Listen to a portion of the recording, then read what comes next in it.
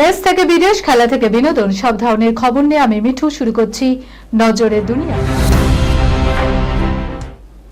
মাঝরাতে video post করতেই মোদি ঝড়, 12 ঘন্টায় প্রধানমন্ত্রীর ফলোয়ার বাড়ল 11 লক্ষ। নিট প্রশ্ন ফাঁসে আরো কড়া পদক্ষেপের আশ্বাস দিয়েছেন প্রধানমন্ত্রী নরেন্দ্র মোদী। আর সে কথা তিনি জানিয়েছেন ভিডিও বার্তায়। বৃহস্পতিবার মাঝরাতে সেই ভিডিও পোস্ট করতে ইনস্টাগ্রামে যেন মোদি ঝড়, রাতারাতি বিপুল পরিমাণে ফলোয়ার বেড়ে গেল মোদির। হিসেব বলছে 12 ঘন্টায় 11 লক্ষ ফলোয়ার বেড়েছে। ইনস্টাগ্রামে মোদির ভিডিওটির ভিউ 271 মিলিয়ন ছাড়িয়েছে, লাইক পড়েছে 1.5 কোটি। কমেন্ট জমা পড়েছে 13 লক্ষের চেয়েও বেশি, আর সেই সঙ্গেই লাফিয়ে বেড়েছে ফলোয়ার। জানা যাচ্ছে ভিডিওটি আপলোড করার আগে ইনস্টাগ্রামে অনুগামী সংখ্যা ছিল 101 মিলিয়ন, কিন্তু কয়েক ঘন্টাতেই তা বেড়ে 102 মিলিয়নে পৌঁছেছে।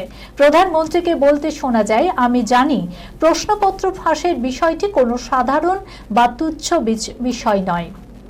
এটি লক্ষ লক্ষ শিক্ষার্থী এবং তাদের অভিভাবকদের জন্য অত্যন্ত উদ্বেগজনক ও কষ্টদায়ক। তাই প্রশ্নপত্র ফাঁসের ঘটনার পর গত 2.5 মাসে বেশ কিছু আইনি পদক্ষেপ করা হয়েছে। দোষীদের গ্রেপ্তার করা হয়েছে, তারা এখন কারাগারে রয়েছে। বৃহস্পতিবার সকালেই মোদি জানিয়েছিলেন, ছাত্রদের থেকে গুরুত্বপূর্ণ আমার কাছে কিছুই নয়। তাদের ভবিষ্যৎ নিয়ে আপোষ করবে না সরকার। দেশের যুব সমাজের উজ্জ্বল ভবিষ্যৎ সুনিশ্চিত করাটাই আমাদের লক্ষ্য। আর এরপরই রাতেই ওই ভিডিওতে তিনি বুঝিয়ে দেন নিট প্রশ্নপত্রের ফাঁসের ঘটনায় তিনি কতটা উদ্বিগ্ন।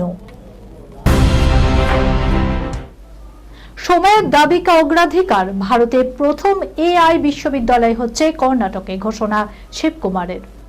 2021 থেকে 2025 সালের মধ্যে 12,200টি পুরনো স্নাতক ডিগ্রির পাঠ্যক্রম বন্ধ করে দিয়েছে শি জিনপিং এর দেশ।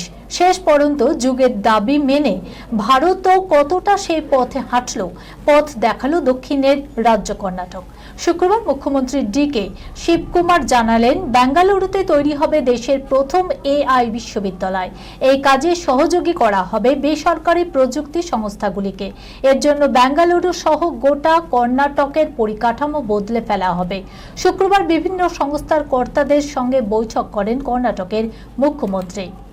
সেখানে শিবকুমার জানান, বেঙ্গালুরুর সবচেয়ে বড় শক্তি হলো দক্ষ জনশক্তি ও উদ্ভাবনী পরিবেশ। ভারতের প্রযুক্তি রাজধানী হিসেবে শহরটির উত্থানের কৃতিত্ব স্থানীয় মানুষ ও সংস্থাগুলির। সরকার ইতিমধ্যেই ডিপটেক, ডিজিটাল পরিকাঠামো, গবেষণা, শিল্প ও শিক্ষা প্রতিষ্ঠানের মধ্যে সহযোগিতায় নতুন আইটি, মহাকাশ প্রযুক্ত ও স্টার্ট আপ নীতি চালু করেছে। শিবকুমার আরও জানান, শিল্পক্ষেত্রের সঙ্গে অংশীদারিত্বের ভিত্তিতে রাজ্য একটি এআই বিশ্ববিদ্যালয় গড়ে তুলছে।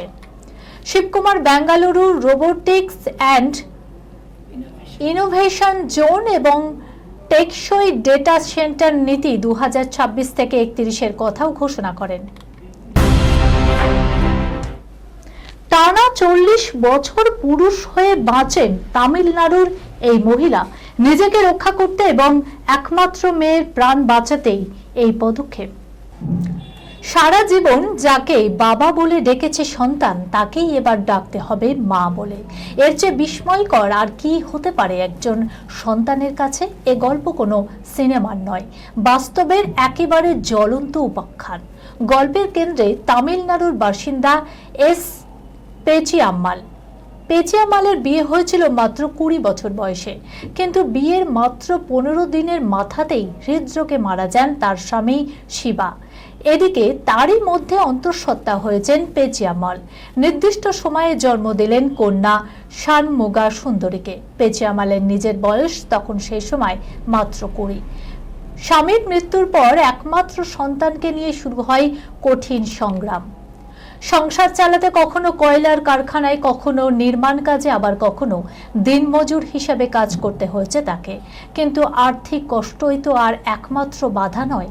কর্মস্থলে যাওয়ার পথে বা কাজের জায়গায় বারবার যৌন হয়রানি, কুপ্রস্তাব ও নিরাপত্তাহীনতার মুখোমুখি হতে হয় তাকে।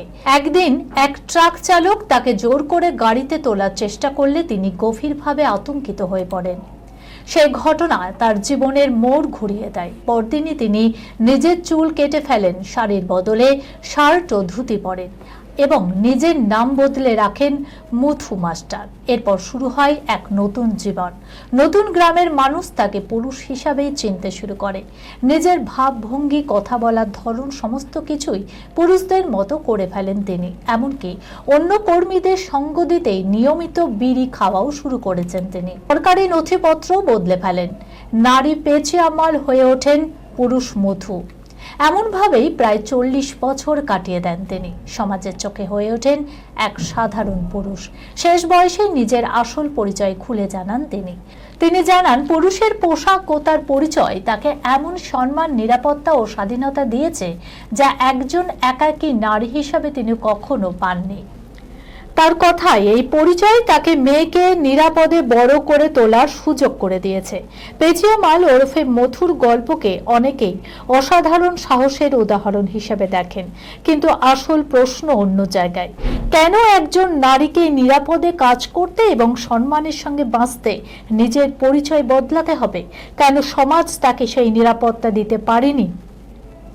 পেঁচিয়ামালের জীবন একজন নারীর ব্যক্তিগত সংগ্রামের গল্প নয়, এটি এমন এক সমাজের প্রতিচ্ছবি যেখানে নারীরা প্রতিদিন নিরাপত্তাহীনতায়, বৈষম্য এবং হয়রানির মুখোমুখি হয়। শুধুই প্রেমের খেলা, বাথটবে নায়ক নায়িকা হট সিন দেখে মাথা ঘুরে যাচ্ছে দর্শকদের।